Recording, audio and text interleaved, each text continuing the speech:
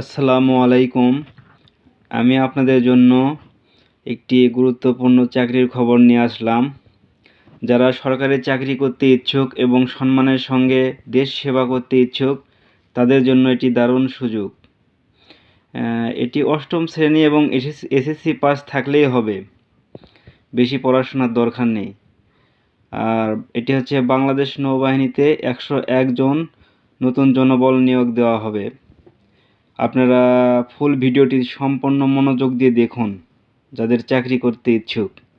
আমি বিস্তারিত আপনাদের দেখাচ্ছি, পড়ে শোনাচ্ছি, আপনারা একটু মনোযোগ দিয়ে ভিডিওটি দেখবেন। এখানে লেখা আছে পদসংখ্যা 101 জন। ক নাম্বার এমটিডি গ্রেড 15 89 জন। এটি হচ্ছে অষ্টম শ্রেণী এবং এসএসসি পাস থাকলেই চলবে। ভারী যানবাহন চালানোর লাইসেন্স থাকতে হবে এবং কমপক্ষে ভারী যানবাহন চালানোর 5 বছর অভিজ্ঞতা থাকতে হবে। খ নাম্বার ইঞ্জিন ড্রাইভিং ক্লাস 1। এই পদে নেবে একজন। এটাও এরকম 8 পাস অথবা এসএসসি পাসের সার্টিফিকেট থাকতে হবে। এখানেও বলা হয়েছে ভারী যানবাহন চালানোর অভিজ্ঞতা থাকতে হবে এবং ভারী যানবাহনের লাইসেন্স থাকতে হবে। গ নাম্বার ক্রেন ড্রাইভিং ক্লাস 1। এই পদে নেবে একজন।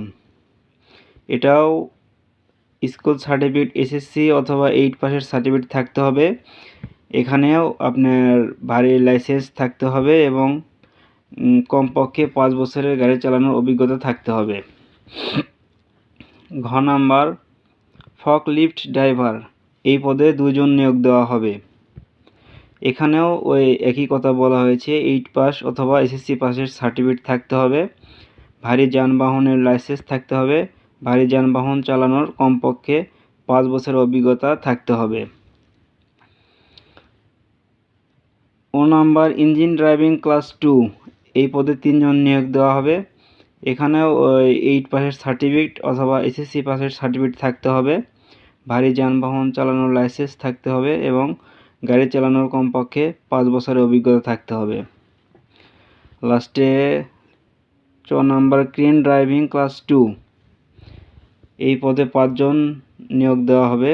এখানেও বলা হয়েছে মাধ্যমিক স্কুল সার্টিফিকেট অথবা এসএসসি সমপরিমাণ সার্টিফিকেট থাকতে হবে।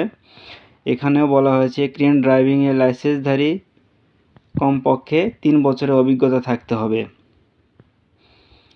আর এখানে সময় খুবই কম, 20 জানুয়ারির মধ্যে